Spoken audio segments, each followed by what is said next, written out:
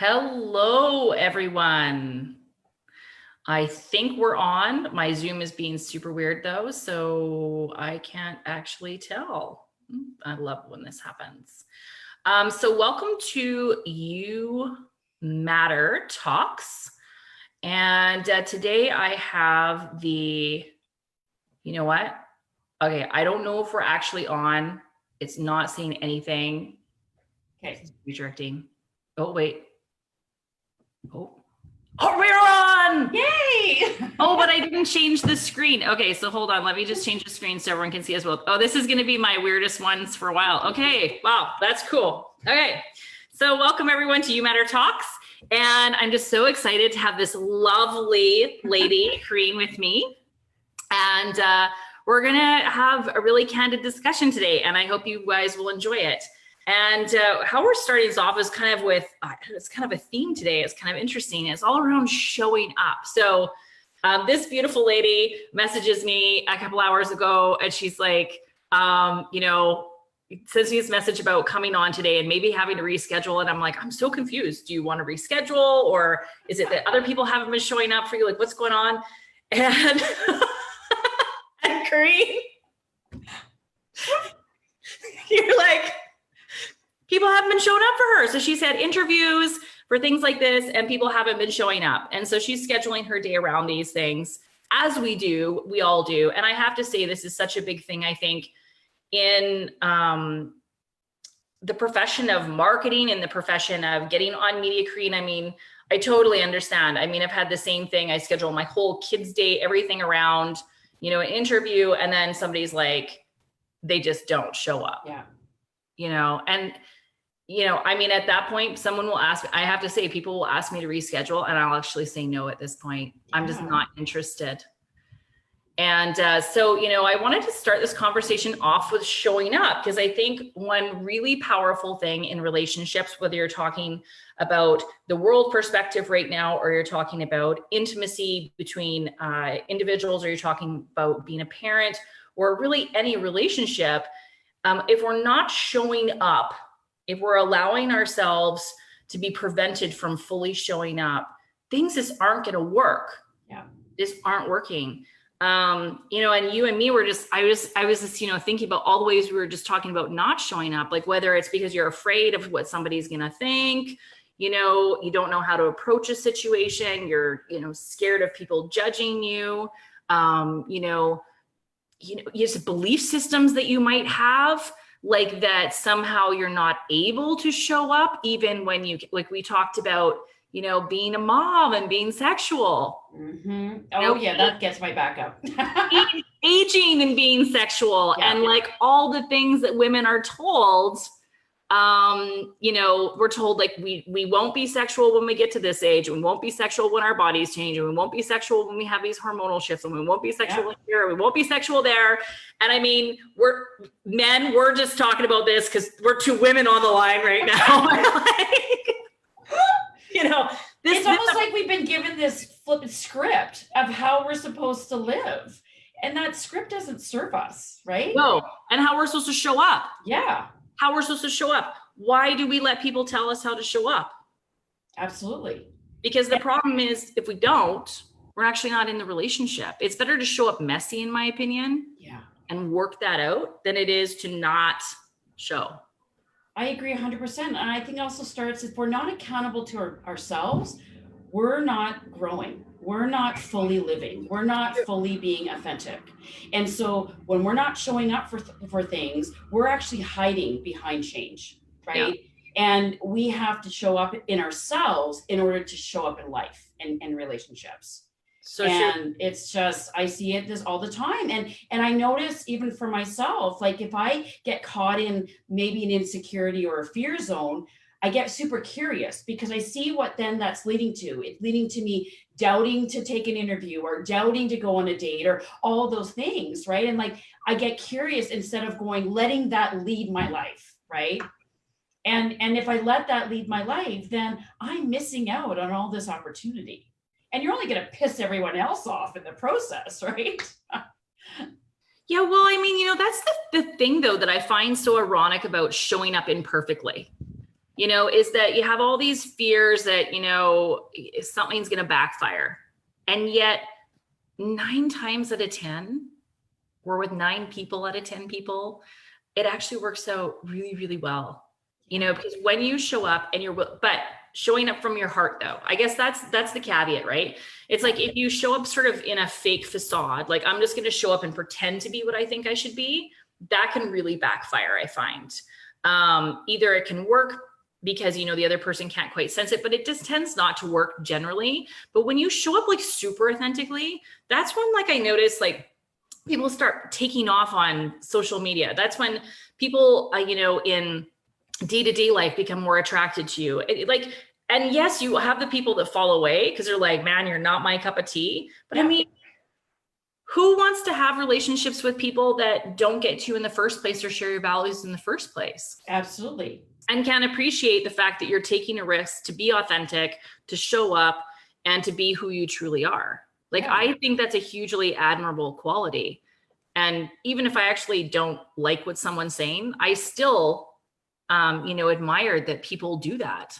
Absolutely. Yeah. And living is messy. Being human is messy. Being human entails making mistakes, right? And so if we're only showing up when we think we can manage everything so that there's perfection, that's not being human, really. That's totally. Not living, right? It's so funny you say that. As you're saying, I'm like, that's like the worst sex. Oh God, yes. Right? It's like when somebody is so trying to, they're trying to show up in such a very specific way, and for it not to be messy, that it feels disconnected, it feels mechanical, it feels like all of those ways, right? Whereas the pathway to great sex is messy. Yeah, it's the letting go piece of that expectation of this. I have to do this right. I have to achieve something. I have to get to the end game. It's the juiciness that occurs in the messiness, right? Totally. So I just realized we totally bypassed asking you about your background. I was just so excited to get talking to you. So tell us a little bit about your background. How did you get into doing sexual education work? Well, that's a great question. And I honestly, it kind of relates to the topic, is that I was feeling that my sexual persona and my relationships were truly unauthentic. I wasn't being satisfied. I wasn't expressing myself in the way that I wanted to. And this really started from the time that I was a youth and feeling confined to be, pigeonholed in a box. I have to be the quiet and the polite one that manages people and is the social convener, but I can't actually be bold and be sexual and being provocative and all those things, right? And so I kind of lived in this dichotomy for so much of my youth and my teen years. And then, and then it would come out, like I'd have these moments like, I can't live this way. And I would, get like really into what I wanted, and it felt great, but then that whole shame piece set in. So it was really about me coming true to my being, and a whole creation of life events that happened at the time, but a relationship that I left, having my daughter, and a whole collection of traveling around the world and learning different disciplines, but of saying, no, I'm going to step into my own. I'm going to step into my own in my sexuality, in my body, in my belief system that might be completely different than what society wants us to be and what, the friend down the street and someone else expects me to be. This is how I'm going to live my life for the next, whatever, 50 years of my life. And so with that came this desire to help others. And my first initial path was really to change the world sexually speaking for youth, right? So that youth can grow up feeling empowered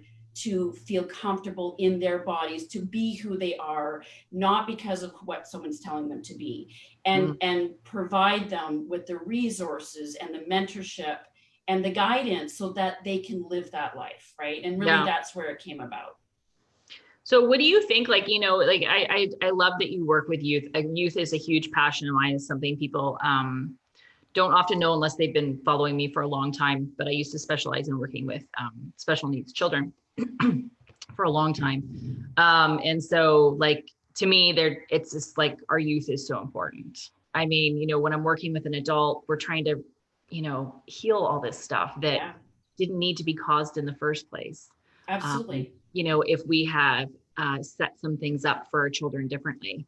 And I don't mean that just in our own homes, but I mean in our schools, I mean in our society. I mean, you know, it's a big, huge shift. And I mean, doesn't that apply to all things? Like, you know, as I'm saying this, I'm like, this applies to what's going on right now too, right? Yeah. Like when we raise our children a certain way, when we don't, you know, when we teach them certain things and we don't implant certain beliefs in them, and we do give them other, you know, more helpful beliefs, you know, we don't end up with these big, huge messes. Absolutely. Well, it's interesting that you point that you brought up, because I also work with, you know, adults too in the coaching and sexuality realm, and it's so much around healing. It's healing from all the things that have occurred from their childhood and beyond, right? Totally. And so if we can kind of help the process of kids, and not to say it's a fix or we're going to prevent everything from happening. No, there's stuff in life, shit's going to come up, right? That's how we learn. But to be able to have the support system in place so that they can thrive and that they can utilize skill sets to thrive. Yeah. Yeah, totally. Like, I mean, to me, it's just crazy how many people that I meet that, you know, I mean, you know, when I have like someone come to me in their 20s and they're having these realizations, I'm like, oh, awesome.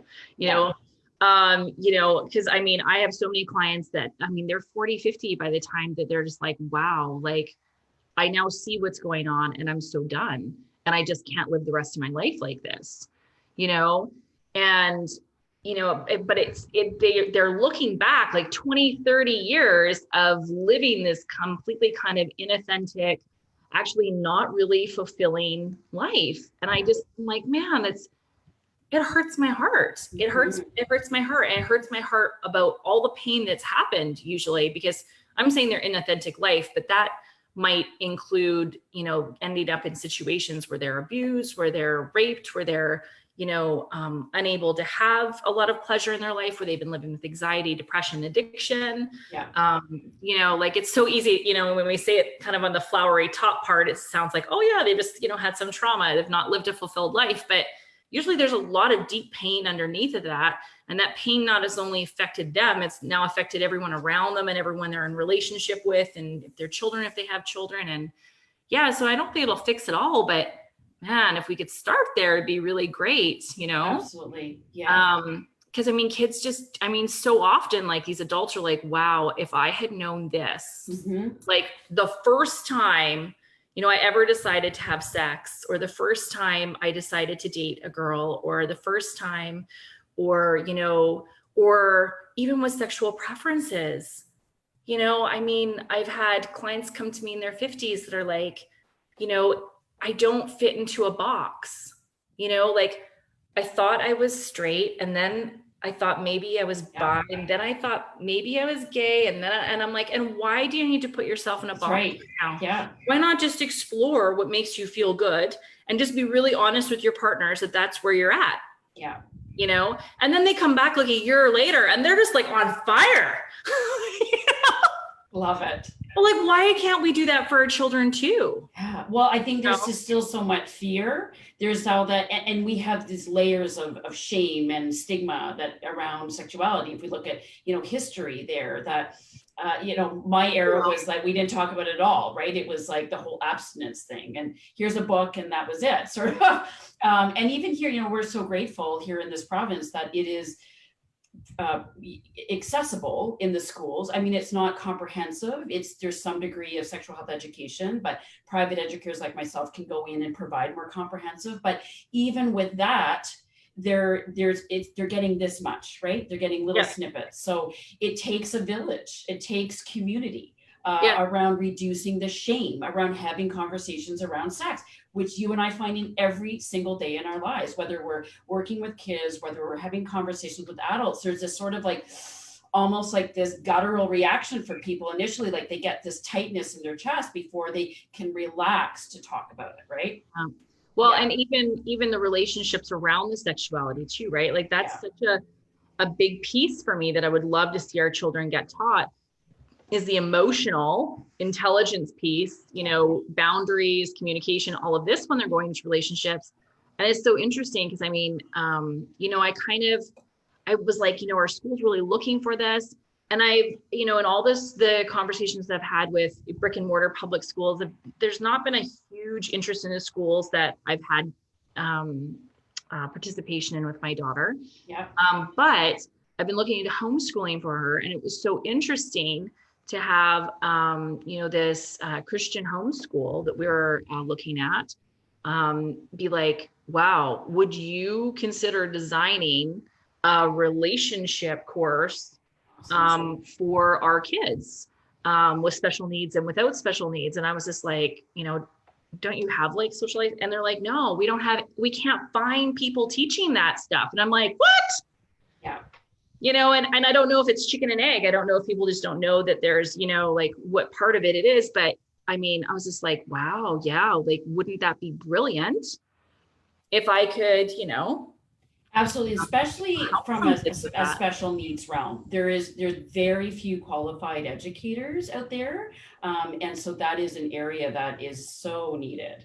Yeah, it's a hugely difficult area. I mean, I have so many like adult clients in that realm. And I mean, oh my God, my heart just goes out to them. And then I mean, I have people that are getting into, you know, I'll either be at an event where they're like, you know, I'm thinking about dating someone that's say autistic, and, you know, these are the things. And, you know, I don't know, like consent is just like super blurry with this person and all of this. And you know, and I so value people that are willing to come up and ask those very vulnerable questions, because I can tell, like in many cases, it feels very uncomfortable for them. And then in so many cases, I get these clients that, you know, they've just been kind of treated like the zebra in the room their whole life, you know, and they haven't had access to relationships, to platonic touch, to sexual touch, to, you know, and it's just like, oh my gosh, you know, and yet we work together for a little bit and it's easy to build up those skills. It's, you know, and things start shifting and changing. Is everything solved? No, you know, and then people too don't realize like why sometimes these adults have a lot of anger. And I'm like, well, they've been rejected their entire lives. Yeah. They've been like basically treated like the zebra in the room and sort of been told that they don't get access to this, you know, arena that so many of us access more easily. Yeah. You know? And pleasure is healing, right? It And is. so if they've been shut off from pleasure and pleasurable experiences for whatever reason, I mean, that starts to manifest in their neurobiology. It does. Yeah. I mean, it's so interesting when you say that, because I'm like, hello, I've been trying to tell you, people are getting us so upset about these riots and stuff. And I'm like, yeah, but this is in people's bodies. Yes. It's in all of them. It's in Yes. their mind, it's in their body, it's in their spirit. We're talking multi-generational. You know, I shared a thing the other day that talked about like freaking how, you know, everybody enslaved everybody for years before, you know, they decided that it would be, you know, just really like smart business to, you know, go over and steal a bunch of people from Africa, you know, and it became very, very closed compared to what slavery had been before that, right? And I'm just like, you know, this is the thing, like, it's in all of our genetics and our bodies and our consciousness, it's all held there. And I'm like, for people experiencing that in this lifetime directly, like, oh my God, yeah. Like, you know, like there's all their ancestors, they're speaking out now you're right, on behalf of all their ancestors and generations, right? Yeah. And thankfully now there's a platform to have a voice through media, right? We never had that before. And, you know, like, yes, I mean, these things are getting destroyed, but I'm like, things can get rebuilt. Things can get, you know, like I think we have to understand in relationships, period. Because I mean, I'm sure you've seen it, is when we go through the healing process of trauma, you know, it is a messy experience. There is anger and perhaps rage and sadness and grief and loss and desperation. And, you know, there's like a mirage of feelings that often come up before the joy and the pleasure and the peacefulness and all of that. And I think, you know, we have to understand that both for ourselves, to give ourselves space to have those messy feelings, Yeah. and to know that truly living our lives and truly loving means experiencing messiness. Mm-hmm. And also in our relationships with each other. And then also collectively, like collectively, I don't know how to judge people for rioting, because I mean, I've had a tantrum in my own life. And I mean, if I go do my emotional release, I look like I'm rioting right here with some pillows, except not everybody has those tools. And, right. and we're talking about it on such a huge level, because there's so many people involved and so many, thousands of years of that. And then people relating into it, people from other cultures relating to experiencing the same things, gender inequality, all of these things, right? And, I just think we just need to give ourselves the grace to be messy. Yeah. Absolutely. Yeah. I love the messiness is where the magic happens. The messiness where the magic happens. Oh, I might borrow that. Sure, go for it. I love it. Yeah. Yeah. I mean, right. We accept messiness in kids. Most of us do sometimes. I was not raised in a household where messiness was, my father had some things.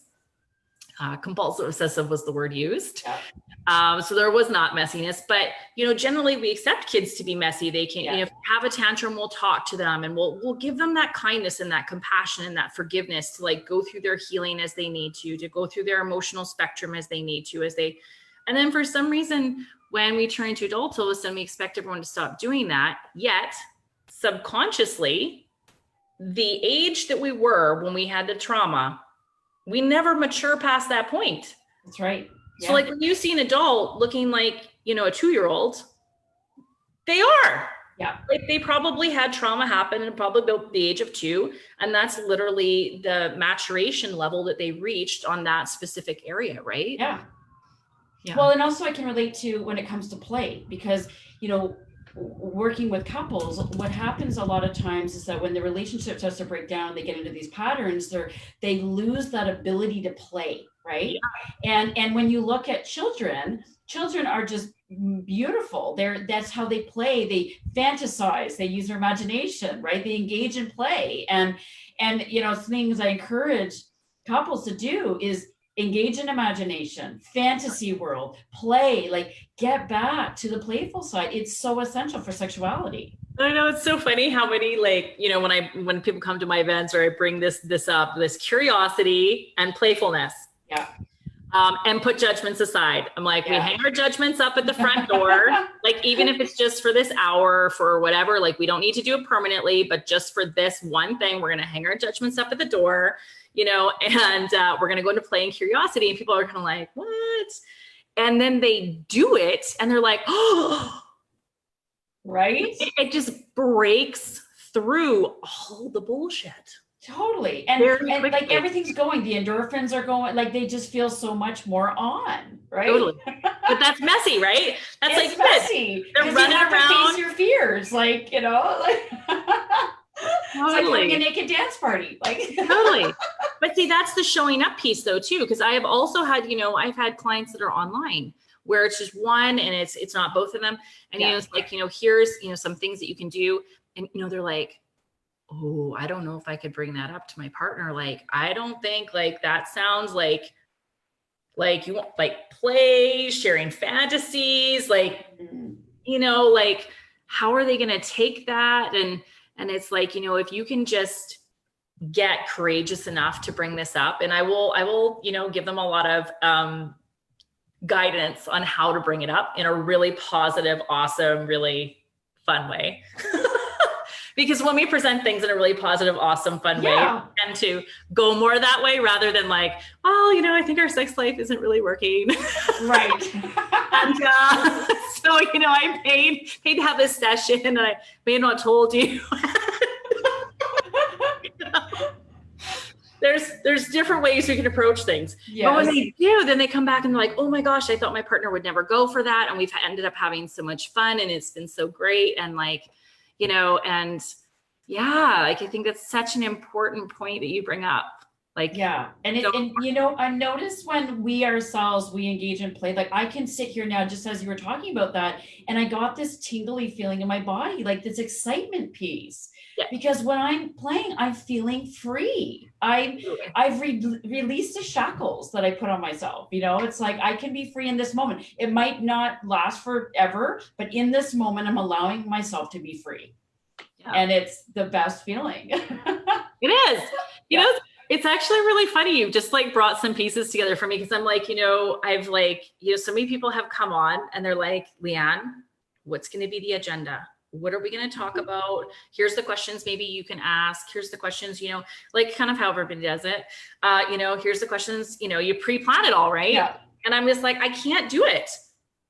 If I have to force myself to get on here and do that, I'm not going to want to. Yeah. Like and so, part of, I think, why I believe in coming onto these and having this authentic, organic conversation and playing, because it's not pre-planned, is because it is so fun and it is vibrant. And I think it brings a level of authenticity for people to relate to bring into their own relationships, to see like, oh, this is how you can sort of weave back and forth and, and just, I don't know, like. Well, and that it's okay. I think it's the giving ourselves permission piece, right?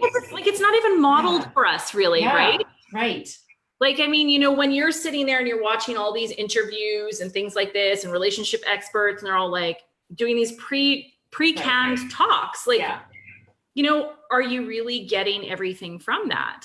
I'm sure you're getting lots of tips and stuff, but I think at the same time, I think it's really important for us to also model these qualities, to model to model that. And I mean, I know we're friends on social media, so I like get to see your social media, and I mean, like, I mean, yeah, like you're doing your rollerblading, and I'm like, my kid really wants to rollerblade. I have never rollerbladed in my life, so so I messaged you and I'm like, Kate. I want to learn to rollerblade. Let's do it. How bad is it? She's like, you should get some pads. And I'm like, oh my God, I've seen those bum pads on people. Totally get it. Get the protection. So yeah, now my daughter's super excited because mom's gonna do it with her.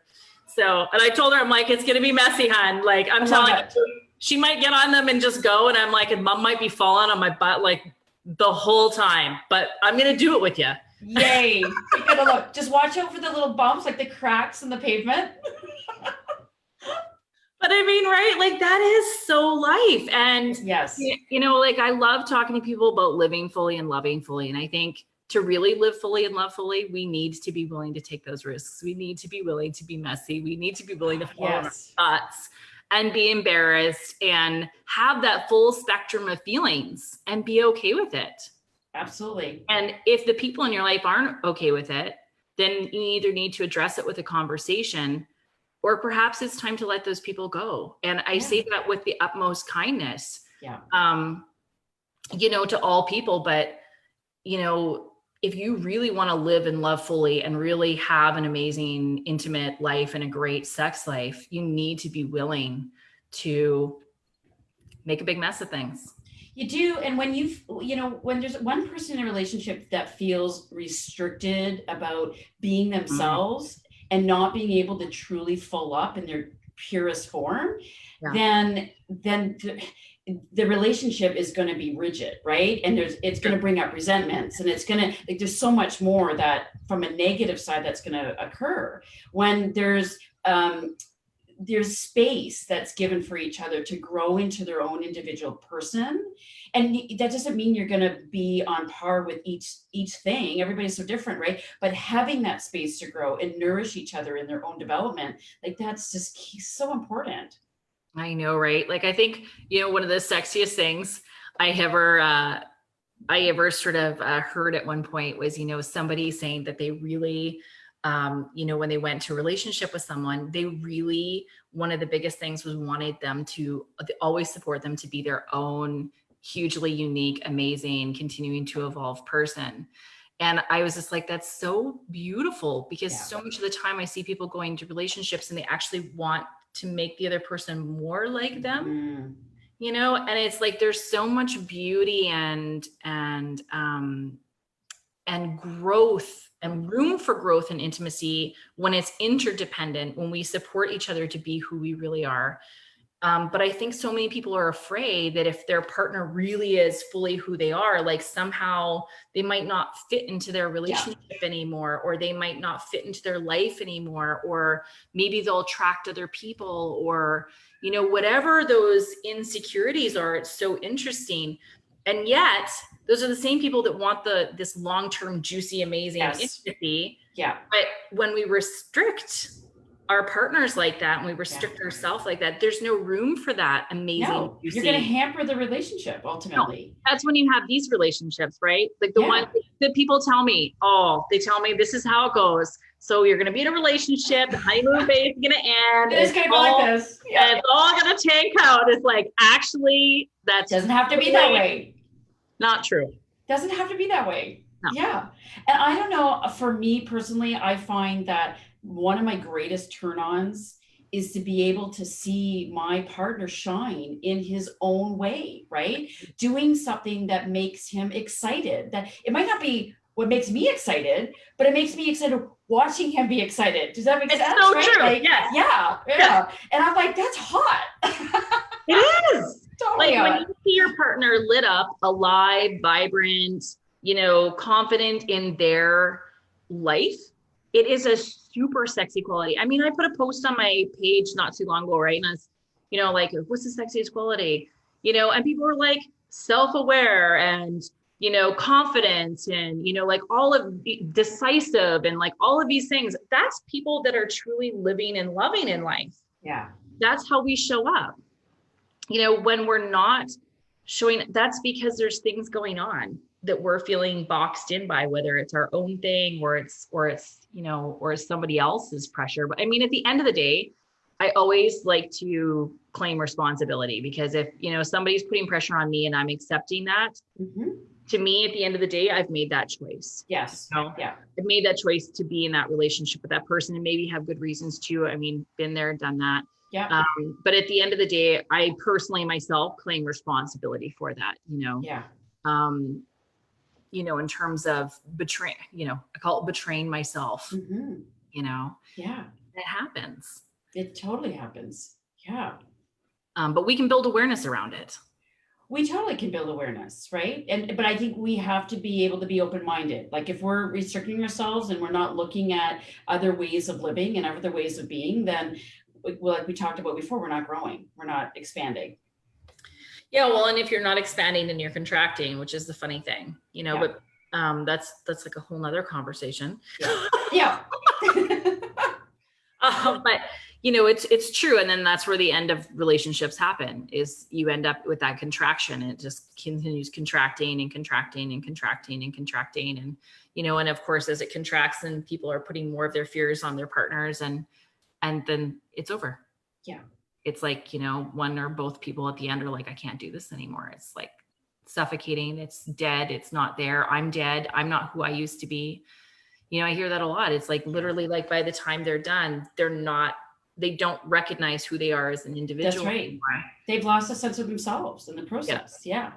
And so, I mean, that's why I just think it's like, one of such an amazing quality for couples to take on as a commitment to each other is to really support each other's individual growth, to just be like, you know what, I'm here to support you, even if it's scary. Yeah. Even if that means, I don't know what might be coming around the corner, being there. Cause at the end of the day, who knows what's coming around the corner? If none of us know. Look what's happened in the world. I'm like, if everyone has figured that out now after this coronavirus thing, I don't know when anybody will figure it out, because you can literally plan your perfect life. And life has a way of like, coming in there and shifting things up for you fast. Oh yeah.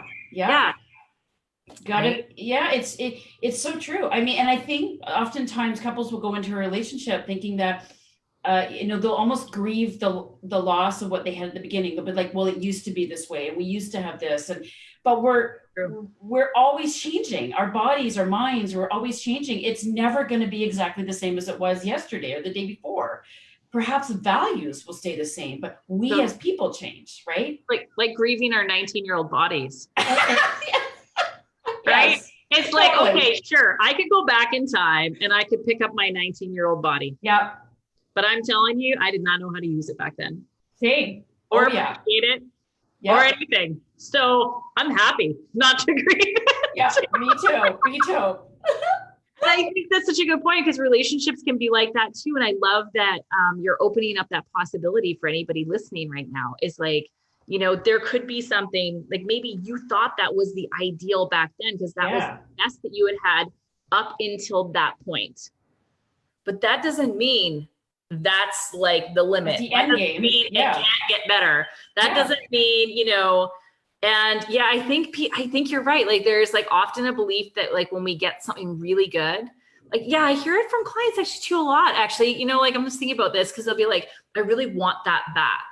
I want that feeling back. I want a relationship like that back. I want whatever back. And it's like, you know, when we try and grasp onto holding on to something old, yeah. we don't move forward. No, and you know what I related to? For those people that travel and they've gone to a really great destination and they're like, I really want to go back to that place because I had this great experience. And they go back to that place and it was great, but it wasn't the same experience as they had when they were there the last time, right? Totally. It's the exact same thing with relationships. Like It is.